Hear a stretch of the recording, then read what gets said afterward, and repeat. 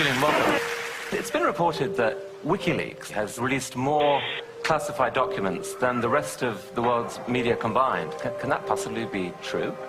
Yeah, can it possibly be true? It's a worry, isn't it? That the rest of the world's media is doing such a bad job that a little group of activists is able to release more of that type of information than the rest of the world press combined. Picking up the wound. Returning information engage. Light them all up. Come on, fire. Good evening. They're the secret files from the Iraq The internetplattform Wikileaks Det är webbplatsen Wikileaks som publicerat omkring 400 000 sidor hemligstämplade amerikanska dokument. Wikileaks have made public the most extensive classified military and diplomatic material ever. What they've released is challenging and provoking governments with skeletons in their cupboards all over the world. We should condemn the disclosure of any classified information by individuals and organizations. The people who are in power will not give that power away freely. That is just unfortunately a fact of nature. The Defense Department demands that WikiLeaks return immediately all versions of documents obtained directly or indirectly from the Department of Defense databases or records. It's only now that the true story behind the development of this closed organization is coming to light. But while the world's discussing whether Assange is a rapist or a saint, WikiLeaks continue to pursue their own political agenda. Every release that we do of material has a second message, and that is we set examples. If you engage in immoral, in unjust behavior, it will be found out, it will be revealed, and you will suffer the consequences. What we have here is a new breed of rebel, IT guerrillas without a national base. Student digs, coffee bars and server rooms, these are their command and control centers spread all over the world, and the battle's already started. There's a general in charge of 120 Defense Intelligence Agency personnel targeting this institution and its products.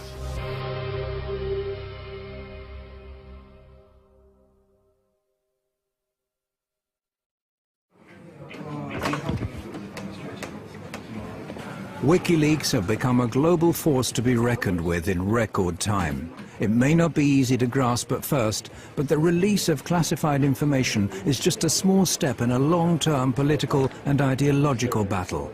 And that leaking classified information is a weapon and not a means unto itself. The public has a right to know materials, and the historical record has a right to have materials of diplomatic, political, ethical, historical significance. If something is interfering with that process, we will undo it. He's been called the Scarlet Pimpernel of the computer age. If one were to judge him on his looks alone, you could call him a chameleon, given the frequency of his change of hairstyles during the 6 months we've been following WikiLeaks. But if you look under the surface, you'll soon discover that Julian Assange has been revolting against the powers that be for a long time. As a teenager in Australia, he called himself Mendax and got a name for himself as a highly skilled hacker. By the age of 21, he found himself in court pleading guilty to some 20 different charges of hacking. Yeah, I mean, we had a back door in the US Military Security Coordination Center. This is the peak security for controlling the security of MILNET, the US military internet. We had total control over this for 2 years.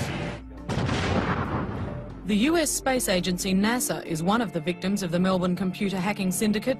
American investigators, including the FBI, contacted Australian authorities with their suspicions. The court was told the men even tampered with the police investigation into hacking at the ANU. The judge, seeing Assange as just an inquisitive young man, fined him a symbolic sum and released him. However, the trial added further fuel to Assange's feelings about the importance of unrestricted information. Together with some friends, he sets up one of Australia's first internet suppliers and gives people with politically sensitive viewpoints a platform from which to publish their opinions. But when one of his customers publishes secret Scientology manuals, this prompts aggressive efforts to censor him. Alan Coburn, one of the lawyers for Scientology in California, sent many letters trying to attack us, and they ended up hiring a private investigator to try and track me down, who did manage to get hold of my silent telephone line and call me up, and just as a sort of threatening maneuver. I ended up tracking down how they did that. Those efforts to censor the site strengthen his conviction that something has to be done against those withholding important information from the public at large. What the problem was, there needed to be more actions that created positive reform effect. More actions that were just and corrective to injustice. Assange sees disclosures as a preventative instrument. It warns those involved in morally questionable or criminal acts that they'll be found out and will have to face consequences. I understood the significance of disclosures for quite some time. I mean, I registered leaks.org in 1999. In 2006, Assange and a group of like-minded people start building up a special internet service, Wikileaks.org, exclusively for people wishing to blow the whistle on abuse of power. His fellow conspirators comprised of hackers and mathematicians. They're located around the world and communicate via a restricted mailing list. From this platform, they start defining their thoughts of building up a worldwide movement to mass publicize classified information. They affirm that this is the most cost-effective political weapon and that they intend to place a new star on the political firmament of man. Any reform that is large-scale must be based upon information, because what else can spread other than viruses? Only information can spread and achieve large-scale reform. Inspired by Wikipedia, WikiLeaks distribute the leaked information to anonymous volunteers to check its authenticity and eliminate any traces of the sender's identity. It turns out that the majority of the general public has neither the time, interest or resources to analyze WikiLeaks material, but there are professionals to turn to. In 2006, we hoped that the general public would write analysis articles collaboratively. And not at all true. WikiLeaks come to the conclusion that media are the only channels that have the resources and motivation required to create a real impact. In 2007, WikiLeaks, in association with the British daily newspaper The Guardian, published evidence of former President Daniel Arap Moi having embezzled massive sums from Kenyan state funds. Shortly after that, they release a report about the Kenyan police's use of death patrols. This disclosure causes a great stir, but as an organization, WikiLeaks continue to remain unknown to the general public. However, the word spreads among activists far and wide on the net, eventually reaching the German Chaos Computer Club, the biggest and oldest club for hackers in the world. Well, I heard about it in late 2007 from a couple of friends. I started reading a bit more, but I started to understand the value of such a project to society. The politically engaged Chaos Computer Club has been fighting a long-term battle for free access to information. One of its members, Daniel Domscheit-Berry, is quick to recognize the common ground between his view of society and that of WikiLeaks. He quits his job as a computer consultant so as to devote all of his time to the new organization. The question is the attitude. What attitude do you have to society? Do you look at what there is and you accept that as God-given? Or do you see society as something where you identify a problem and then you find a creative solution for that problem? So it is a matter of, are you a spectator or are you actively participating in society? The Computer Club has put the skills of some of the sharpest hacking talents in the world at WikiLeaks' disposal. What's needed now is a physical haven. Hackers linked to the Swedish file-sharing site Pirate Bay have what they need: considerable technical skills in a place where freedom of speech is unusually free. A lot of the countries in today's world do not have really strong laws for the media anymore. But a few countries, like for instance Belgium, also the United States with the First Amendment, and especially, for example, Sweden, have very strong laws protecting the media and the work of investigative or general journalists. So from our perspective, this is something, if there are any Swedes here, you have to make sure that your country is really one of the strongholds of freedom of information. Sweden has an enviable, although far from perfect, record in protecting publications. It has a practical record within the past few years of protecting internet publications against censorship. And it's precisely Sweden's unique freedom of speech law that prompts Wikileaks to locate their main site in this unpretentious basement in one of Stockholm's inner suburbs. Det började med en tunneltjänst, att de skulle tunnla trafik här igenom för att kunna kringgå vissa IP-bandningar och sånt som har skett i andra länder där som inte gillar Wikileaks.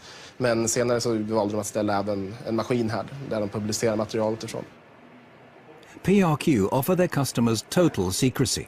Their systems prevent anyone from eavesdropping either Wikileaks chat pages or finding out who sent what to who. Vi erbjuder dels anonymitetstjänster, så kallade VPN-tunnlar, där en klient från utsidan ansluter till våra maskiner som sedan laddar ner den informationen de vill ha. Så om någon försöker spåra dem ifrån slutstationen, så att säga, där informationen kommer ifrån, så kommer de bara komma till våra maskiner. Och härifrån så lämnar inte vi ut några uppgifter om vem som hade det IP-numret vid det här tillfället.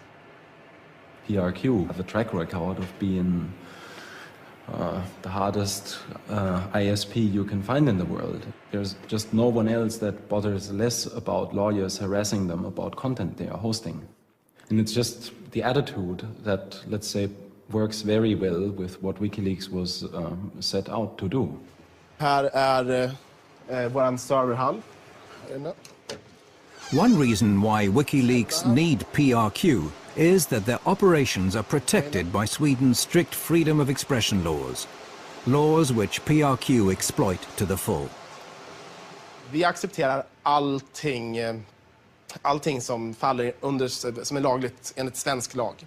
Så accepterar vi precis allting. Oavsett hur omoraliskt eller förkastligt det kan vara i övrigt så väljer vi att inte göra några moraliska bedömningar. Det är en informationsbomb som står och väntar istället för de konventionella vapnen. Och förhoppningsvis så kan den här informationen på något sätt stoppa några av de konventionella vapnen. Det är min förhoppning. And we aren't talking about any old information. It's from these servers at PRQ that WikiLeaks has, for example, made public a manual from the United States Guantanamo Bay Detention Center. A military manual leaked on the internet is revealing details of the way terrorist suspects are being treated at the U.S. naval base at Guantanamo Bay in Cuba. It tells of the use of solitary confinement and humiliation to break down the detainees mentally. Human rights groups have for years been asking the US administration for access to this manual. If you censor important material of this type, we're not just going to criticize you. We're going to take the material that you tried to censor and we're going to spray it all over the world. And we're going to stick it in our archives in a way that's never going to disappear. And encourage everyone to get copies of it. WikiLeaks' battle against censorship knows no geographical frontiers. The next step is to publish an internal report commissioned by the multinational trading company Trafigura, who are alleged to have dumped toxic waste in the Ivory Coast that caused tens of thousands of people to seek medical care. The Guardian newspaper was going to produce a big story on this, and as a result, they were gagged. The company obtained a secret order in court to gag all the press in the UK from reporting anything related to the content of that report and the fact that they had been gagged. In the US, hackers discover that the Republican presidential candidate Sarah Palin is apparently bypassing US transparency laws by using a private email account to conduct government business. WikiLeaks publishes her messages. After just 2 years, the site's made public over 1 million secret documents, but WikiLeaks as an organization continues to be largely shrouded in secrecy. Only Julian Assange and Daniel Domscheit-Berry appear in public, the latter under the pseudonym Schmidt. Okay, hello everybody. My name is Daniel Schmidt, this is Julian Assange. We're here to make a short presentation about the Wikileaks project. According to The National, which is something that we are kind of proud, it's one of the last quotes we had, so The National has said that we have produced more scoops in our short existence than the Washington Post in the last 30 years.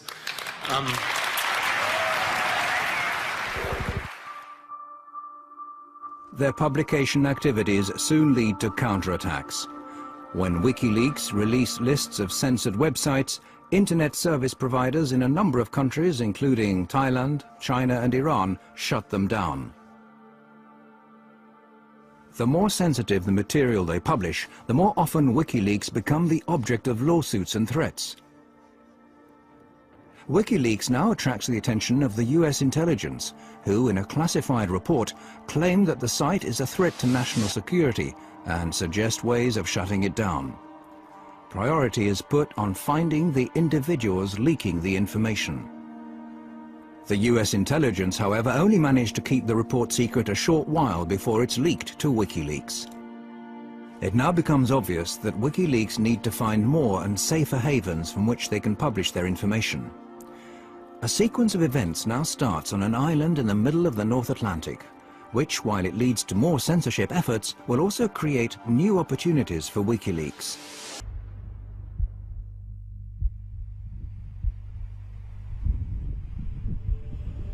October came, October 2008, and the Icelandic banking system imploded.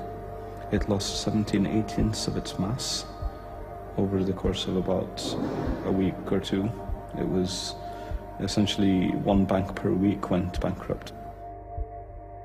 WikiLeaks obtained material that show how Iceland's catastrophic bank collapses were partly due to cronyism or favoritism, carelessness and secretiveness. When this highly detailed document is put out on the net, the bank launches a counterattack. Well, the first time I heard of WikiLeaks was in the beginning of August 2009. I was working as a reporter for the state television when I got a tip that this website had an important document just posted online. The document was the high-exposure loan book for the failed Kaupthing Bank. It was essentially all of the regulators had been derelict in their duties. All of the bankers had been lying about the actual state of affairs. The bank's management react in panic to the revelations and in a desperate move forced the Icelandic judiciary to resort to extreme measures. I was the first one actually to break that story. But the bank reacted in a manner that was quite interesting.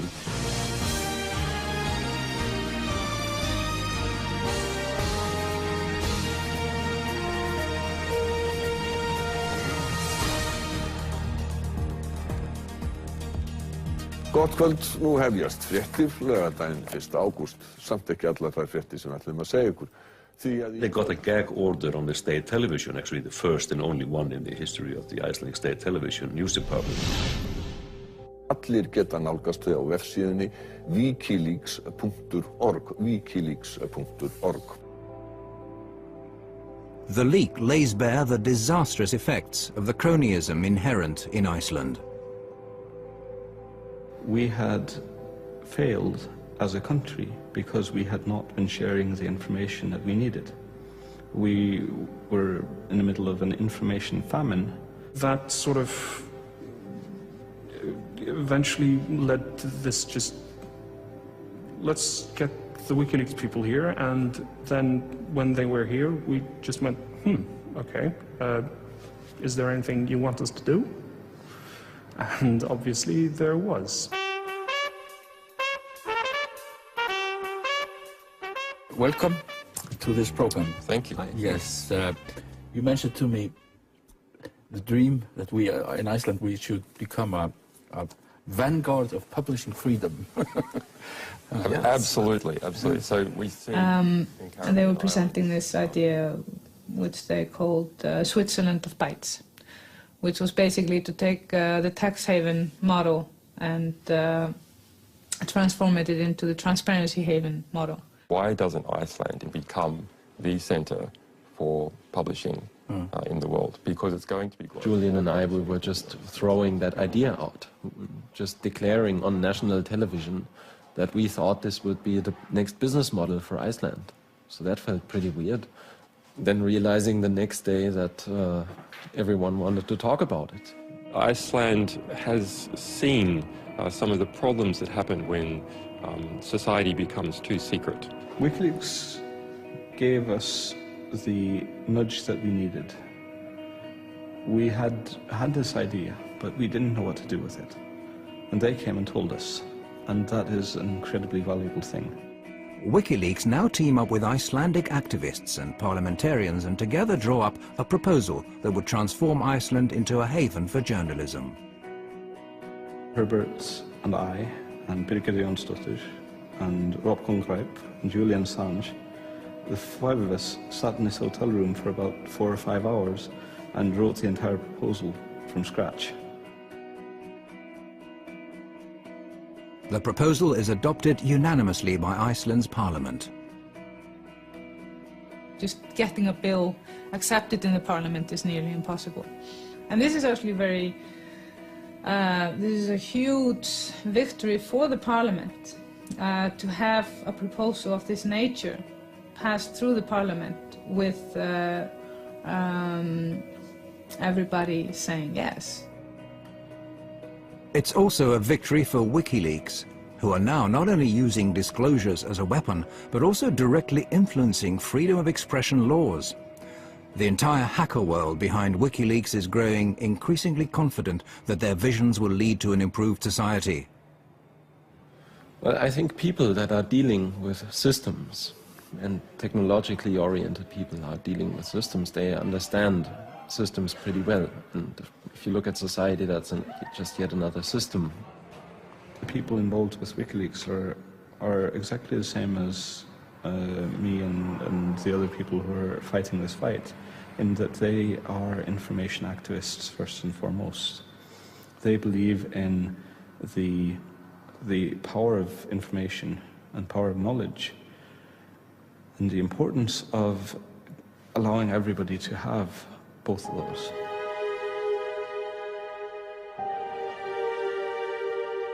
Perhaps it's similar convictions that prompt a young former American hacker to make one of the most crucial decisions of his life.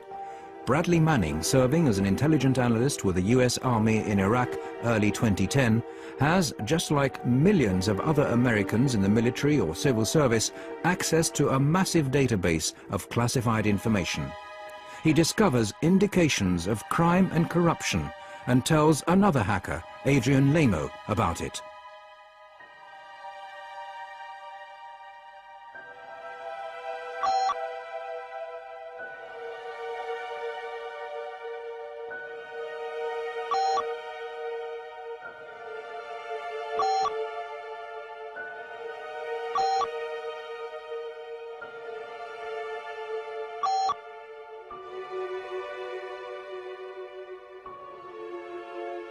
Manning writes that he sent hundreds of thousands of military and diplomatic reports to WikiLeaks, the biggest leak ever.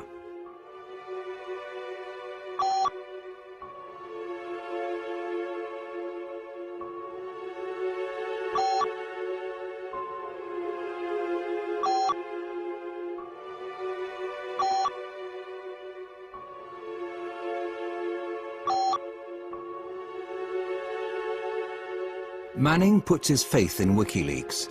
However, Lamo reports their chat to the military. Manning now risks a 52-year jail sentence. Many of the facts are still unclear. One thing is certain. At this point in time, WikiLeaks received documents with the same material that Manning is charged of having leaked. We make a commitment to our sources that we will represent their material to the public to the best of our ability and achieve maximum political impact for the risks that they take. WikiLeaks are in possession of explosive material, too big in fact for them to handle alone. Assange decides to stake all of his resources in one move. We were sitting at a cafe in Reykjavik, and he basically just flipped over his laptop and told me, well, you gotta see something very interesting. I was quite shocked. This was something that I recognized instantly as extremely important and strong material. This is what the crew of an American attack helicopter see while out on patrol in Baghdad. See all those people standing down there? There's a group of men on the street below. Two of them work for the international news agency Reuters. The driver, Saeed Shma, and the cameraman, Namir Noor Eldin. What annoys me the most is when people abuse their power and harm innocents, and they didn't actually need to do it. Hotel 26, this is Crazy Horse 18, have individuals with weapons. Radio. Request permission to engage. Roger that. We have no personnel east of our position. For me, personally, somebody that had spent so much effort into try to stop this war, that at least if this would be shown to people, that it might give people enough motivation to try to stop the next one. All right, we'll be engaging. Roger, go ahead. I can't get them now because they're behind that building. What shocked me with the video was the how the high resolution, the quality of it, the excessive use of force to shoot people with hollow 30mm bullets that are designed to penetrate armored vehicles and tanks, basically shot to pieces. Let me know when you gather or shoot. Light them all up. Come on, fire. Hey, Roger. Keep shooting. Keep shooting.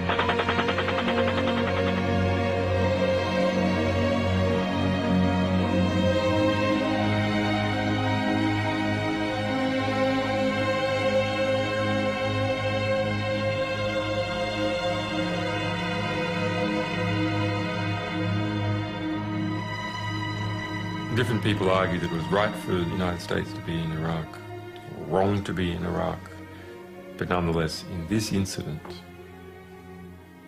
even if you argue that it was right for the United States to be in Iraq, even if it was right for them to be in that suburb at that time with a helicopter overlooking this wounded man crawling the street, it was not helpful for the United States for that wounded crawling man to be shot.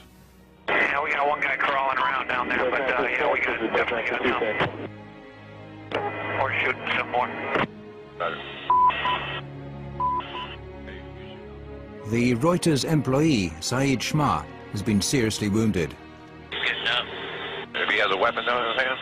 No, I haven't seen one yet. It is very important to offer a voice to the voiceless. Nobody really believes the people on the ground when they're trying to tell what the war crimes are occurring, and that happened to the people there. So I offered to help with this in any which way possible.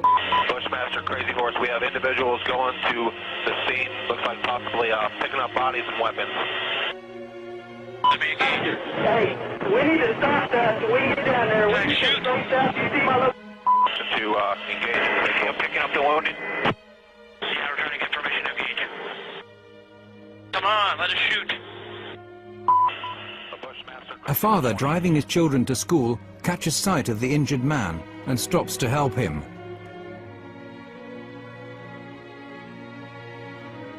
This is Bushmaster 7, go ahead. Roger, we have a black SUV or bongo truck picking up the bodies. Request permission to engage. Bushmaster 7, Roger. This is Bushmaster 7, Roger, engage. 1-8, engage. Clear. Come on. Clear. Clear. We're engaged. Why do it? Well, there's two reasons. One, because it's fun to kill people. If you've been in that environment, removed from all the effects of killing people for a long time. It's a video game, you get a high score.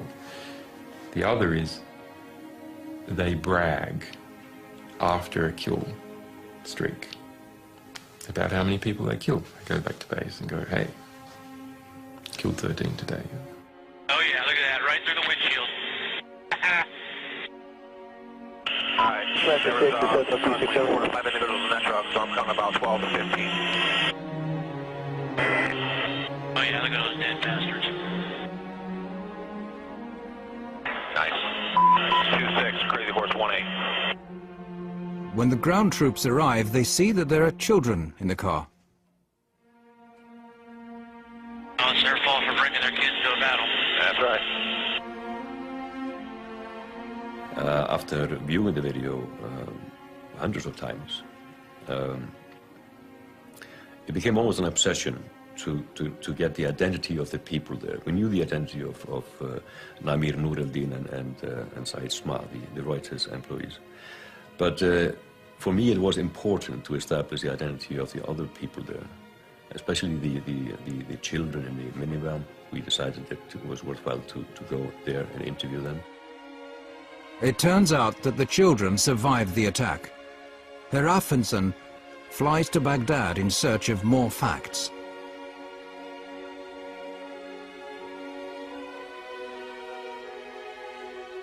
Gerist hér á þessu horni í Al-Amir-hverfinu í austurhluta Bagdad 12. júli 2007.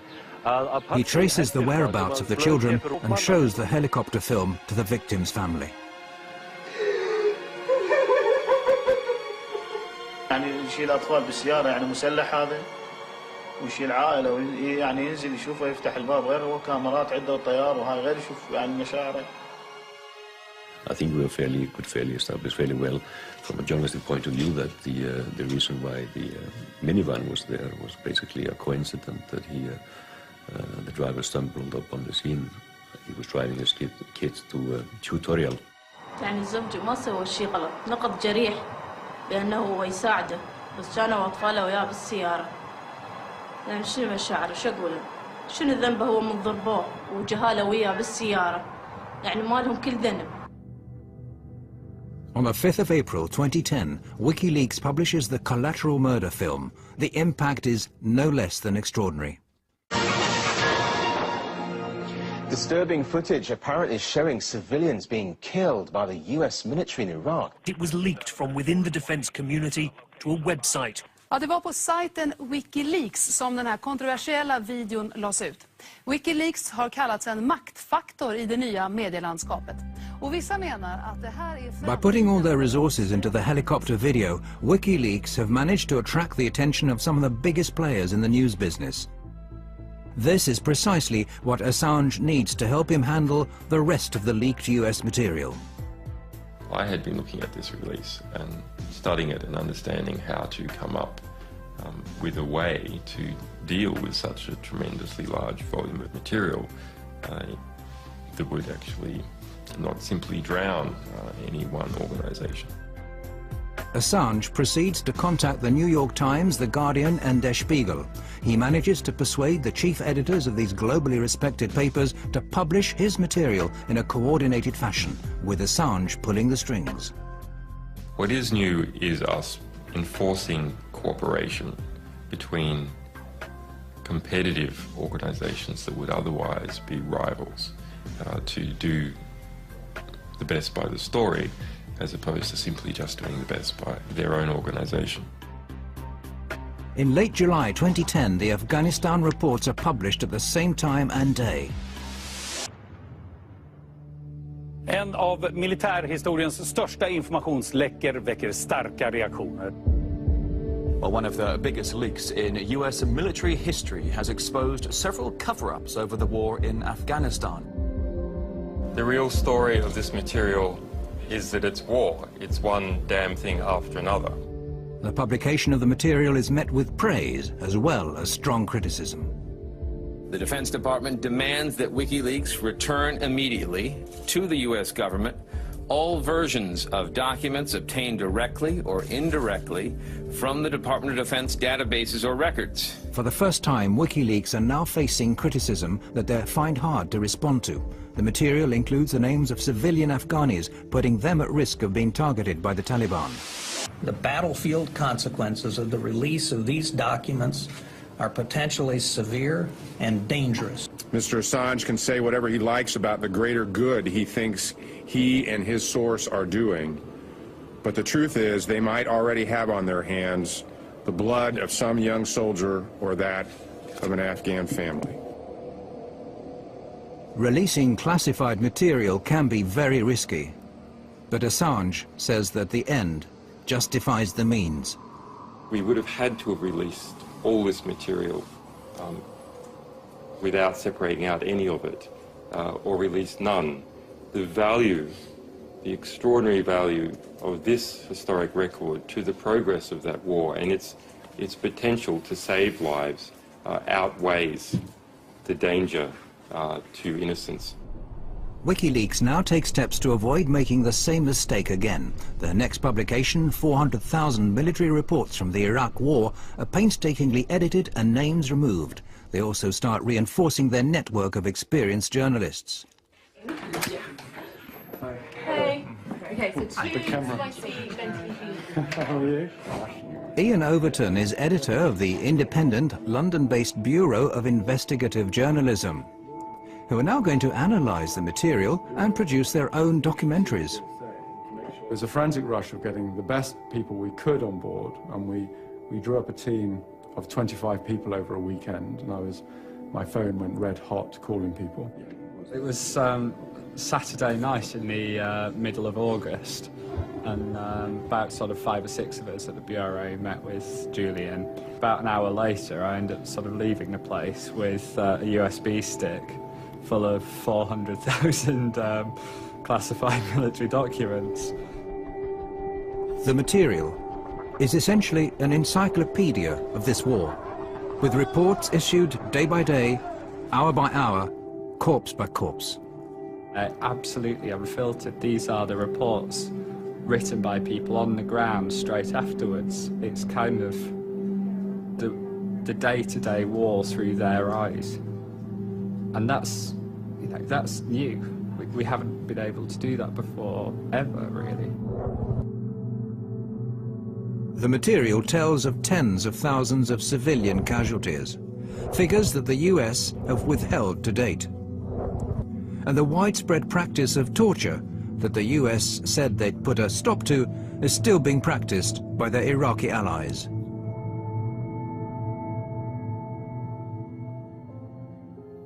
I think there are stories that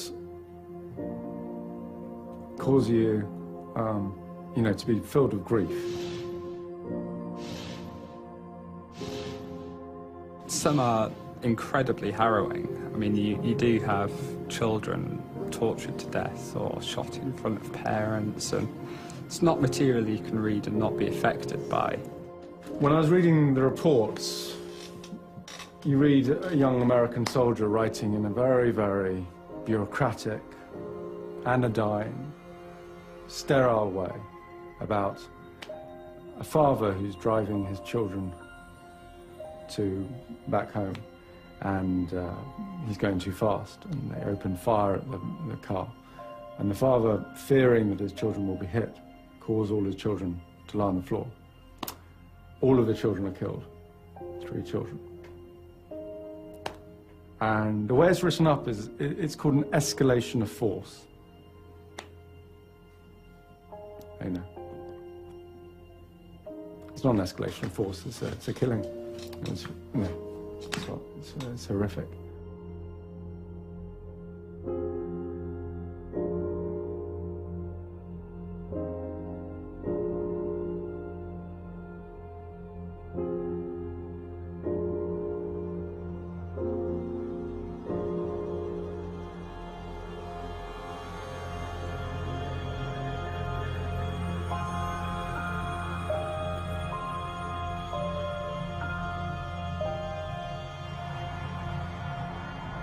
This is anything truly new in war. War is hell. Awful things happen. And what these logs tell us is that war is hell. They don't hide from the truth. They're not spun by a military spin doctor talking in an air-conditioned conference room in the Green Zone. This is visceral, unequivocal death written in raw detail. 109,000 lives lost over the course of these reports. We're all doing what we can in something so huge that people can and hopefully will study this data for years. This is worth telling, this is worth getting out there. The lack of respect for human life runs like a common thread through the material. These images are of a helicopter crew who have just received orders to bomb a building where 3 enemy soldiers are thought to be hiding. If you'd like, Crazy Horse 1A could put a missile in that building. A passerby suddenly turns up. But the crew don't wait. You lost a missile. The crew could have waited until the man had passed.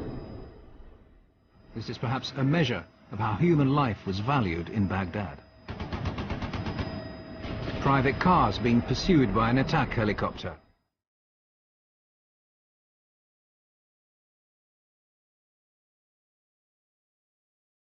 The driver gets out of the car and holds his arms up in a gesture of surrender.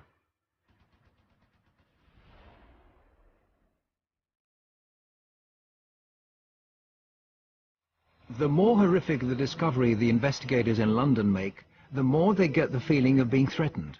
It gradually becomes obvious that someone's watching their office. I do know that I'm being listened into and monitored by forces. I don't know. I've received strange text messages from anonymous sources. I've received death threats, and they're not very nice, clearly. And particularly the one that talks about my children. I just think that was a bit unnecessary. There's op-eds in the Washington Post saying that our personnel should be kidnapped from Europe. Our sources, one alleged source, executed. Similar statements by right-wing members of the US Congress. In Washington, the influential public figure Christian Whiten is agitating for the indictment of WikiLeaks members, saying they should be treated as terrorists. There also has to be a clear punishment for people who engage in what I would consider a form of espionage, a form of political warfare. It's not an act of journalism or transparency, but an act of political war against us. The US ups its efforts to stop WikiLeaks. The payment service provider's money brokers closed down WikiLeaks' account. American hackers suspected of having links to WikiLeaks are detained, questioned, and have their computers confiscated. At the end of the day, things involving the web, I think you find, are less mysterious and new than may meet the eye at first. If you just go beyond, I'd say, the surface, you'll find telecommunications companies that are hosting the servers or hosting the companies that in turn host this information and have made this possible. You'll find banks that provide banking services to these people. You'll find landlords who provide rent to the individuals involved. So to that extent, I'm pretty sure you can peel back the onion and find exactly what this organization is, where it conducts its activities, and which jurisdiction it's subject to most directly. However, the stronger the attacks, the greater the support WikiLeaks receive. Julian Assange has been without a fixed address for several years, but wherever he lands, activists are on hand to offer him a place to sleep and their services free of charge. People love the idea of an out-of-control investigative journalist who's trying to take on governments. The story of some quasi-romantic, fleet of foot, Scarlet Pimpernel character in the form of Julian Assange darting in the cyber shadows. It's very appealing. I am very pleased to be amongst so many people I can respect. I don't think I have ever been... Assange is an ideal media figure. He's been portrayed as the Lone Ranger of the information age. Who to? Arnie. You are the only one which is sounding like a pure angel. Me? Yes. A pure angel? It's just the hair. Praise and prizes have been poured over WikiLeaks. Time magazine has included Assange on a shortlist for the world's most influential man. You should remember Solzhenitsyn's words that in the right moment, one word of truth outweighs the world. But all is not quiet on the WikiLeaks front. Assange is aware that the Iraqi material that's shortly to be released will generate even more anger. In August, he travels to Sweden. He applies for a residence permit to obtain the protection of the world's most extensive freedom of the press law. Kväll, ja, efter dagar av spekulationer så kan Rapport nu avslöja att Piratpartiet tar över ansvaret för säkerhet och drift av sajten Wikileaks dataservrar. Does this mean that Wikileaks is becoming even more Swedish? I hope so. To start with, everything goes well. Julian Assange is welcomed with open arms. He's invited to major political and trade union venues. And there are calls that he should be awarded the Nobel Peace Prize. Julian Assange gör en blixtvisit i Stockholm och när svenska medier får höra om besöket börjar telefonerna gå varma. Ingen vill missa mannen bakom sidan som gjort fler avslöjanden under sin 3-åriga livstid än vad många nyhetsredaktioner tillsammans lyckats med under årtionden. A couple of days later, the picture changes dramatically.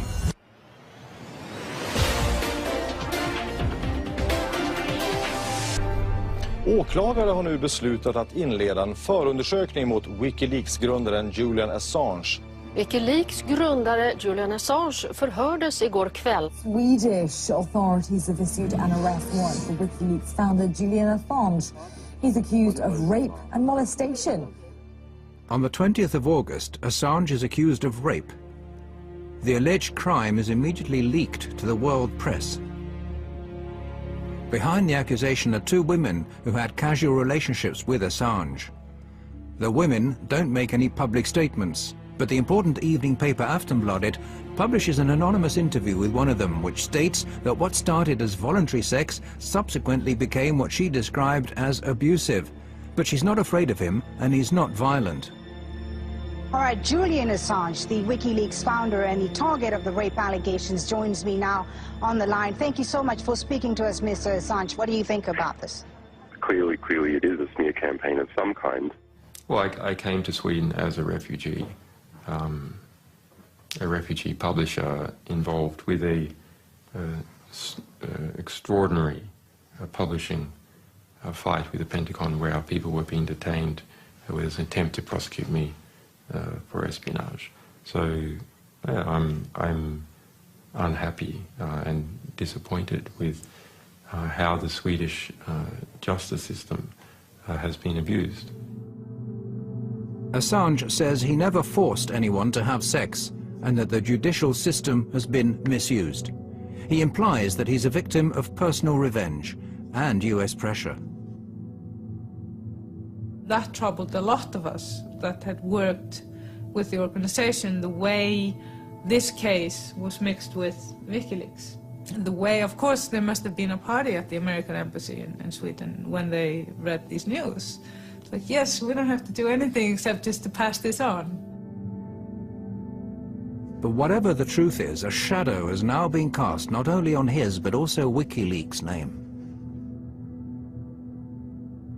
The rape allegations lead to a storm of protests from WikiLeaks. WikiLeaks has become the sensation because the 2 last big scoops, and the only scoops that have been actually played into the hands of the mainstream media, are sort of WikiLeaks versus the US or Julian Assange versus the Pentagon. This is not what WikiLeaks is about. It is a site that focuses on all sorts of leaks from all over the world. It has weakened the organization. That is my perception. Too much focused on one person, and one person is always much weaker than an organization.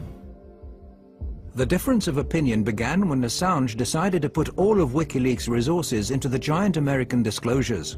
And it's now grown into a serious source of discontent regarding how the organization should be run.